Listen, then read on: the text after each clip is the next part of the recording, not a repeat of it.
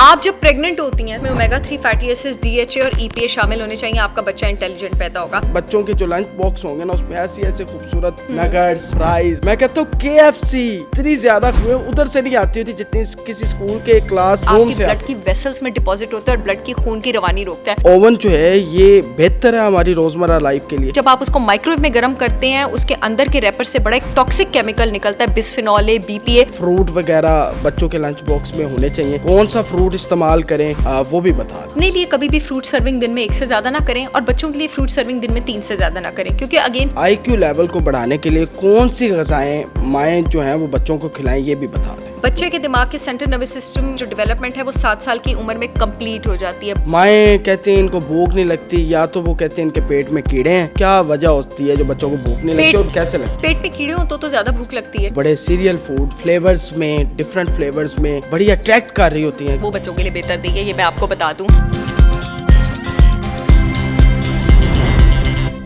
अस्सलाम वालेकुम पाकिस्तान, मैं हूं आपका मेजबान ज़ैन आसी और आप देख रहे हैं हेल्थ शो विद डॉक्टर सहर चावला। आज का टॉपिक जो है वो बड़ा ही अहमियत का हामिल है, क्योंकि आज हम बात करेंगे बच्चों की डाइट के हवाले से, बच्चों के लंच बॉक्स के हवाले से। बड़े उन्होंने मसालेदार चीज़ें खा ली हैं। आज करते हैं डॉक्टर साहबा से बात। बहुत शुक्रिया डॉक्टर साहबा, आज माओं की शामत आ चुकी है आपके हाथों और आपने फिर अपना कीमती वक्त दिया। आज बता दें, लंच बॉक्स में जब भी आप किसी भी स्कूल चले जाएं, अभी चले जाएं मेरे साथ, आपको स्कूल के बच्चों के जो लंच बॉक्स होंगे ना उसमें ऐसी ऐसे खूबसूरत नगेट्स, फ्राइज, आहा, मैं कहता हूँ KFC, ये बड़े बड़े जितने जंक फूड वाले ब्रांड्स हैं ना, इनको पीछे छोड़ा होता है।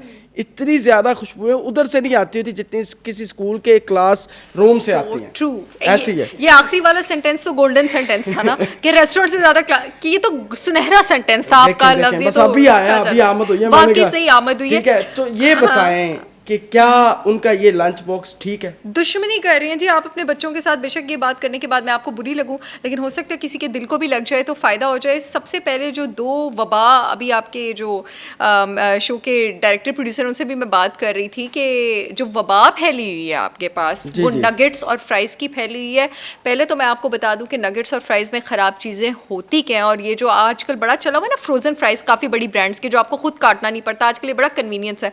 आपको मैं बता दूँ, सारे फ्रोजन फ्राइज में जिसको आप डायरेक्ट डाल देती हैं डीप फ्राई पैन में, कॉर्न स्टार्च होता है। इस कॉर्न स्टार्च में एबिलिटी होती है आपके जिस्म में जाके जिस्म की प्रोटीन्स के साथ इंटरेक्ट करने की। जब ये जिस्म की प्रोटीन्स के साथ मिलता है, मिलके एक कंपाउंड बनाता है AGE, जो कि आपकी ब्लड की वेसल्स में डिपॉजिट होता है और ब्लड की खून की रवानी रोकता है। अब ये बच्चे को 4-5-6 साल की उम्र में कुछ नहीं होगा। यही बच्चा जब 35-40 साल का होगा, यही वो बच्चा होगा जिसको डायबिटीज़ भी होगा, जिसको दिल की बीमारी भी होगी, जिसको एंजाइना भी होगा, जिसको ब्लड का प्रेशर होगा। तो इसको 35 साल की उम्र में बीमारी लगाने वाली कौन है? आप हैं। ये जितने भी कॉर्न स्टार्च वाले फ्राइज और जितने भी नगेट्स आपके पास मार्केट में मौजूद है, इनमें केमिकल कंपाउंड होता है TBHQ, जो कि पोटेंशियली कार्सिनोजेनस है। इनमें highly concentrated fructose corn syrup होता है। कभी कभार यूज किया जा सकता है, डेली महीने में 1 आध बार से ज्यादा नहीं। ये मैं सारी माओं को कह रही हूँ जो अपनी सुस्ती की वजह से, लापरवाही की वजह से हर वक्त बच्चों को भूख लगती है तो फ्राइज बना देती हैं, बहुत जल्दी बन जाते हैं, बहुत ज्यादा करती हैं। आप अपने बच्चों के साथ जो high concentrated fructose corn syrup होता है, ये इन चीजों में भी मौजूद होता है। आप अपने बच्चों को मार्केट से जितने भी जूस लेके देती है ना, चाहे जितनी भी बड़ी ब्रांड का है, उन सब ने ये भर भर के अंदर डाला हुआ है। फ्रेश जूस का भी फायदा नहीं, उस पर भी मैं अभी आगे आती हूँ। अब ये फ्रुक्टोज कॉन्सेंट्रेटेड कॉर्न सिरप करता क्या है? ये जितने भी लोग 30-35 के बाद फैटी लिवर के शिकार होते हैं, इसी वजह से होते हैं क्योंकि फ्रुक्टोज को आपके जिस्म में लिवर के अलावा कोई और फ्रुक्टोज को आपके जिस्म में लिवर के अलावा कोई और ऑर्गन मेटाबोलाइज नहीं कर सकता। उसका सारा लोड आपके लिवर पे पड़ता है और लिवर में वो चर्बी डिपॉजिट करना आपके पास शुरू कर देता है। दूसरा, आप फ्राइज को जिन ऑयल में तलते हैं, ठीक है, corn oil, canola oil, sunflower oil, वो तो वैसे ही बर्बादी का सामान है। ये सारे के सारे ऑयल्स जो हैं, इनमें पुफा होता है, पॉलीअनसैचुरेटेड फैटी एसिड। ये हीट सस्टेन नहीं कर सकता, हीट बर्दाश्त नहीं कर सकता, ये हीट से फटता है। और जब ये हीट से फटता है ये तेल, तो उसमें जो चीज़ तल रही होती है वो उसको ऑक्सीडाइज करके, म्यूटेट यानी चेंज करके, डैमेज करके ऐसे कंपाउंड्स में तब्दील करता है जो आपकी बच्चे की बॉडी में जाके उसका DNA चेंज कर सकते हैं, कैंसर कर सकते हैं, जेनेटिक चेंजेस कर सकते हैं।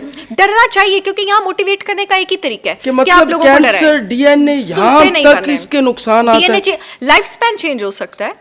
आपको पता है कि और हमें पता ही नहीं है और हम रोजमर्रा यही कर रहे हैं। आपको एक बड़े मजे की साइंटिफिक रिसर्च बताऊं, इंसान का लाइफ स्पैन कितना होगा वो उसकी जीन्स में डिटरमिन्ड होता है, और वो डिटरमिन होता है उसके नंबर ऑफ टीलोमेयर्स से। मैं बड़ी साइंटिफिक बात कर रही हूँ। टीलोमेयर्स का मतलब ये है कि आपके सेल में कितनी एबिलिटी होगी कितनी बार डिवाइड होने की।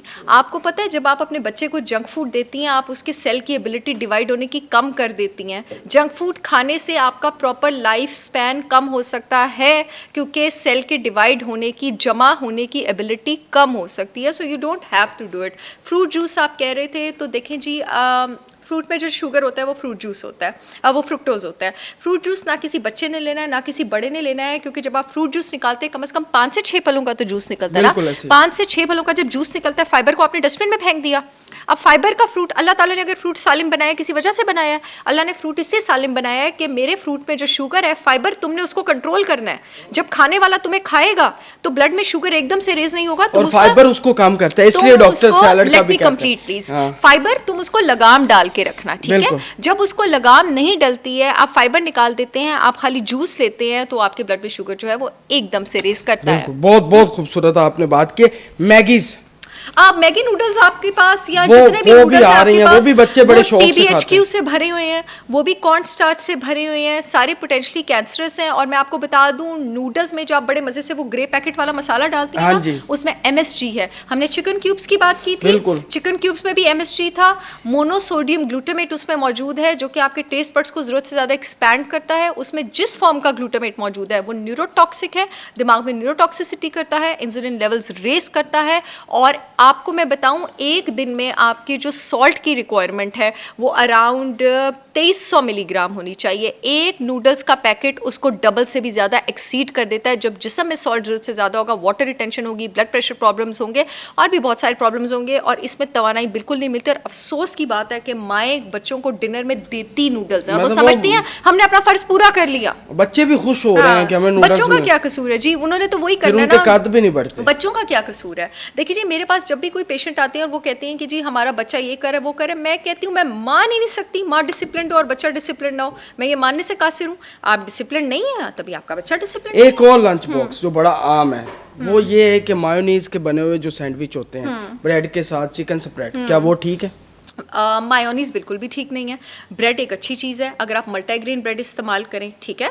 मायोनीज एक अच्छी चीज़ नहीं है। मायोनीज का अगेन सॉल्ट कंटेंट बहुत ज़्यादा है और उसमें MSG बहुत ज़्यादा होता है। मैंने बच्चों के लिए 2 प्रोडक्ट्स निकाले, उनके हाइट, इंटेलेक्ट और उनका हेल्दी वेट बढ़ाने के लिए। मेरी brand holistic wisdom by Sahar Chawla ने, मेरे official page doctor Sahar Chawla पे जाके भी आप मेरी ब्रांड का लिंक देख सकते हैं। पाकिस्तान की सारी रेगुलेटरी अथॉरिटी से अप्रूव्ड है, पूरे मुल्क में शिपमेंट हो रही है। ये एक मेरा प्रोडक्ट है प्रोगेन और ये मेरा प्रोडक्ट है ब्रेन टाइट। ये कॉम्प्लान की तरह है? ये कॉम्प्लान की तरह नहीं है। ये जो आप मार्केट से इतना शोर होके गलत प्रोडक्ट्स लेते हैं ना, जिसमें 108 ग्राम शुगर है पर लीटर बच्चों का वजन बढ़ाने के लिए, उसकी जगह आप मेरा ब्रेन टाइट और प्रोगेन लें। ये 100% शुगर फ्री है, ये सारे लैब टेस्टेड हैं, सारे सबूत इसके ऊपर मौजूद है। इसमें मैंने साबुदाना, फूल मखाना, coconut powder, banana powder, spinach powder, moringa, मिश्री, फ्लैक्स सीड्स, नट्स और क्या क्या नहीं डाला हुआ। इससे तो टेस्ट बहुत अच्छा इंक्रीज होता है, बहुत अच्छा टेस्ट है। और इसमें मिश्री मौजूद है, जो आपके पास नेचुरल शुगर है वो भी बड़ी स्मॉल क्वांटिटी में मैंने शामिल किया हुआ है। इस वीडियो में भी लिंक मौजूद होगा, इसके कैप्शन में कहीं डिस्क्रिप्शन में आप देख लीजिएगा। आप इसको ऑर्डर करें।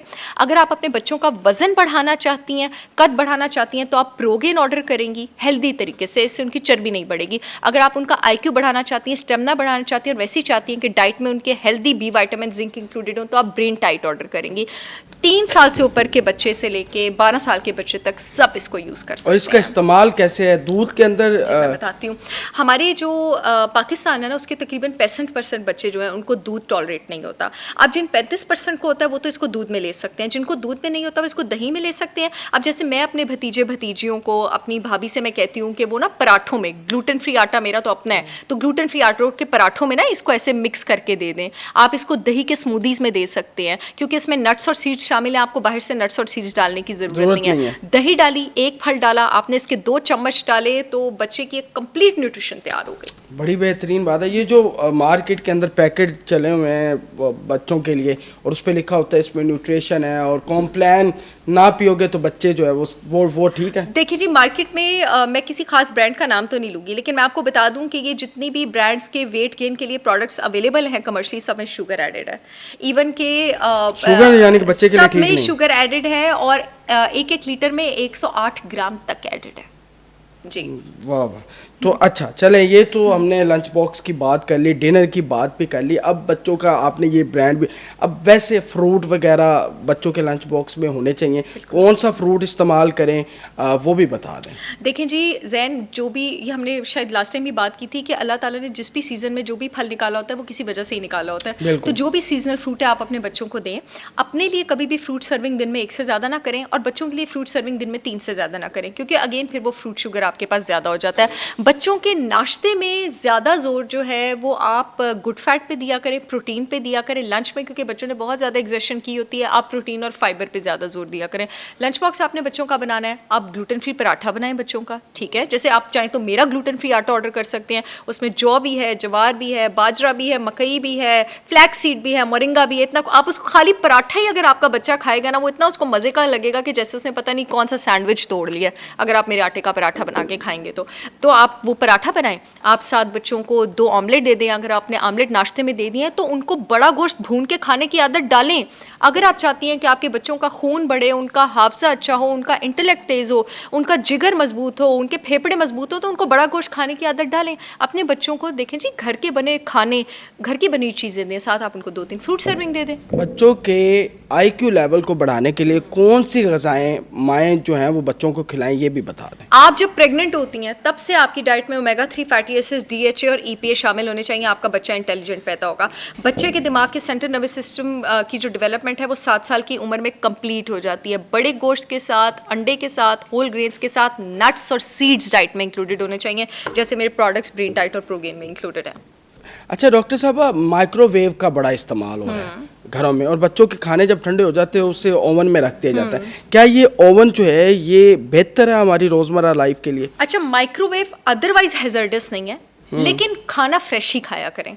और दूसरी बात, बच्चों के लिए स्पेशल खाना, हर एक के लिए खाना फ्रेश खाए, बट माइक्रोवेव में खाना गर्म करना कोई बुरी बात नहीं है। लेकिन जो आपके पास माइक्रोवेव पॉपकॉर्न्स होते हैं ना, और जो आपके पास फ्रोजन फूड होते हैं जो लिफाफे में नहीं बंद होते हैं, उसको कभी आपने माइक्रोवेव में गर्म नहीं करना, क्योंकि जब आप उसको माइक्रोवेव में गर्म करते हैं उसके अंदर के रैपर से बड़ा एक टॉक्सिक केमिकल निकलता है, बिस्फेनॉल ए, BPA, जो कि उसको डिस्ट्रॉय कर देता है। अदरवाइज माइक्रोवेव में कभी कभार खाना गर्म करने में कोई प्रॉब्लम नहीं। और बच्चों में जो आम सबसे ज़्यादा चीज़ है ना, उनको भूख नहीं लगती। माएँ कहती हैं इनको भूख नहीं लगती, या तो वो कहते हैं इनके पेट में कीड़े हैं या कोई और वजह होती है, और फिर वो हकीम और डॉक्टर के पास जाते हैं। तो वो क्या वजह होती है जो बच्चों को भूख नहीं लगती और कैसे लगती? पेट में कीड़े हो तो ज़्यादा भूख लगती है, ठीक है। उसके लिए तो डिवॉर्म करना पड़ता है। अगर भूख नहीं लगती, आप मेरा प्रोडक्ट प्रोगेन ट्राई कर सकते हैं।